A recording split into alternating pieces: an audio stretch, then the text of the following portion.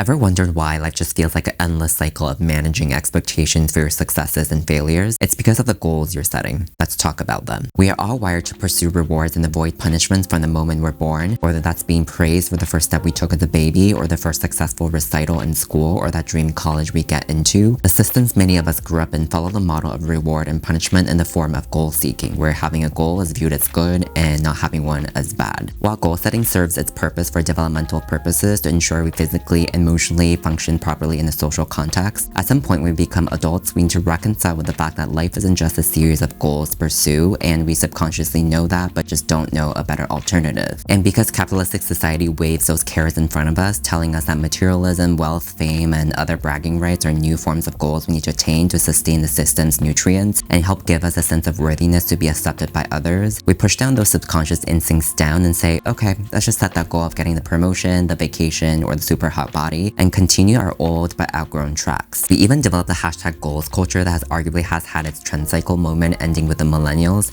but continue to exemplify the black and white thinking when we say things like, what is he, she, they even up to these days? Implying that a low-key goalless life, perhaps preoccupied by other priorities like enjoying life, being at peace, or simply at one's healing paths are things to look down on. And of course, this is all because as faith and institutionalized religion has had their runs, we have turned to capitalism and used hard work, ambition, and goal-seeking as our path to enlightenment and salvation to lead us to goals heaven. But you're probably watching this video because you know that there's more to life than just that, and that perhaps goal seeking has not served you nor made you happy. So let's get into why goal seeking is one big self-limiting belief. I'll start with the easy stuff and progress into more deep-rooted topics, and of course end with an alternative solution. In a capitalistic system that runs on people needing to produce output continually to sustain its operating model, goal seeking has become branded as a happy and meaningful way of living life. Many articles and supporters of goal setting mention the fact of how setting goals and achieving them helps your brain release dopamines, and that's one of the reasons why you should pursue them. Essentially, your brain always circulates a regulatory amount of dopamine in what's called the tonic phase, where your brain releases or fires spikes or bursts of dopamine when you accomplish a goal, giving you that satisfied and pleasured feeling.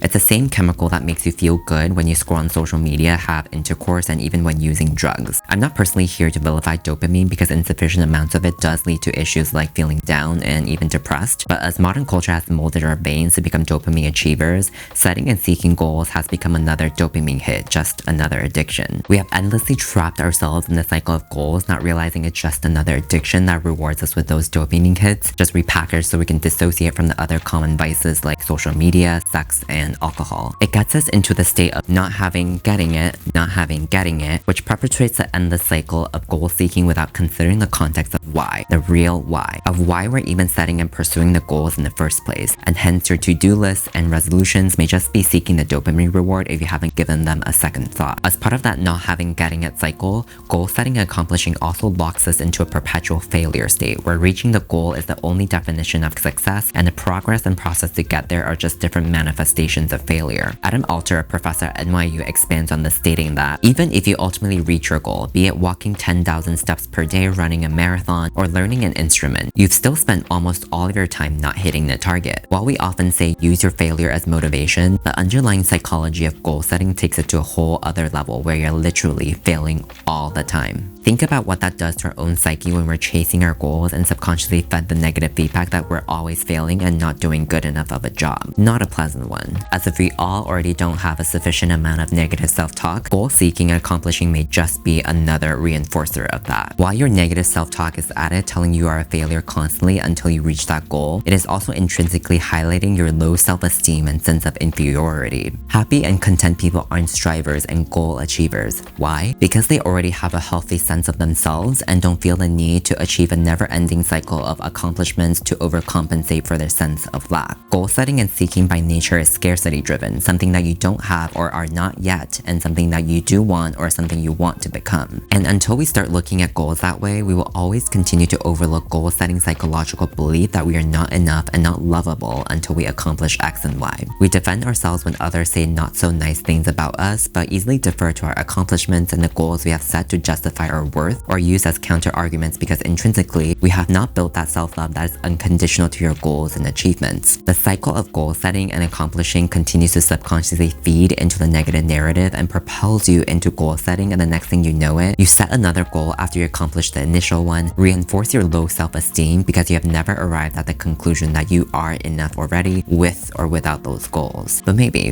the goal addiction is pretty justified. After all, what is a life without goals? And to that I say, you just opened a can of worms. For many, a life without goals and achievements is a pretty existential one. Without something to work towards, aka something we need to fix about ourselves, for many that feels like a life not worth living. But deep down, the biggest fear of it all lies in the questions, why are we here anyways, and what's the point if we're all subject to death? Like any other stimulants and distractions, goals are just another way for ourselves to dock onto the hamster wheel of never-ending chasing, so we don't need to sit down and really inquire and contemplate our existence and our greatest fears. And we have used goals as a moral imperative to define a culture's worth and progress, and as a result equate goals as hope. The fit body as a hope of attraction, the promotion as a hope of being deemed more important, and the money as a hope of never having to worry again in life. While the goals themselves are always well-intentioned, we also diminish the unconditionality of hope, reducing hope to another success and failure phenomenon. If we don't attain our goals, we feel hopeless, and if we do, we feel hopeful until we set ourselves to accomplish the next one. But here I'm reminding you that hope is not subject to your goals, your aspirations, and your existence is sufficient without any inferiority compensating distractions. The more you chase goals, the more you become addicted to them, and the more you ignore the calls for you to examine a life without goals. Now, before you think I'm just saying don't set goals, float around, just exist, he's just another nihilist, let's get into an alternative goal setting. And that is to affirm your vision and work towards possibilities. In conventional terms, for a quote-unquote good goal to exist, there has to be a vision, the goal itself, and a means of measuring success or failure. Unless your goal really does not have a single thought or streak of introspection behind it,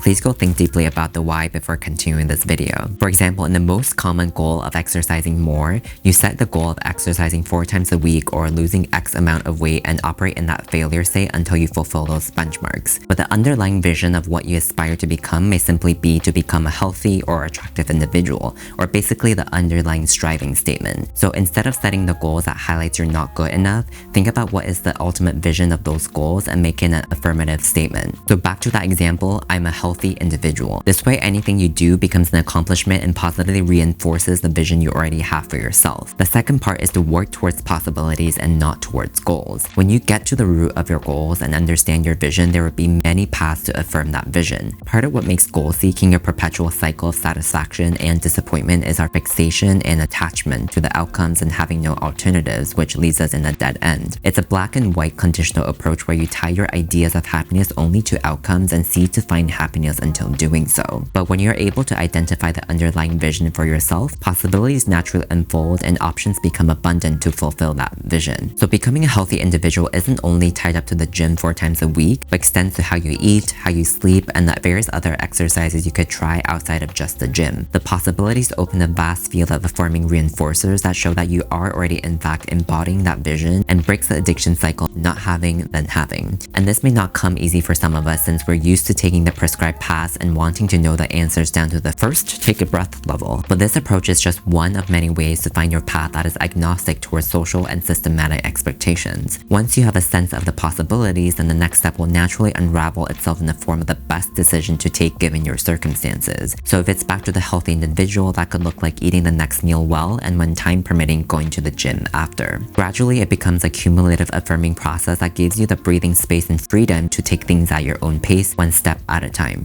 As Lao Tzu said, the journey of 1,000 miles begins with one step. Take that first step and others will follow. And along the path, the process will guide you and drop you hints on what you enjoy and what you don't enjoy, and you can take those cues to pursue the possibilities that best suit your vision. Unlike setting goals, you won't reach your destination potentially having suffered all along through it and trying to honor your goals, only to reach it and feel resentful towards yourself or even being burdened with that accomplishment for the rest of your life. Enjoy the process, let it be your compass on what works best for you in the realm of possibilities. As James Clear of Atomic Habits said, said, if you want to predict where you'll end up in life, all you have to do is follow the curve of tiny gains or tiny losses and see how your daily choices will compound 10 or 20 years down the line. Follow each step, listen to each process that guides you towards the possibilities, and any vision you affirm for yourself is nothing but a reality. In short, you can accomplish anything. And just one reminder, you have permission to alter your visions as needed. Don't let visions be another goal or conditioned happiness. Change is natural, and so can your visions be for yourself. And as for those existential questions, I'll leave them up to you, or maybe just another video. If you learned something from this video, I would appreciate a like and subscribe, and even a share for someone who might find it helpful. And until then, you got this. Till next time.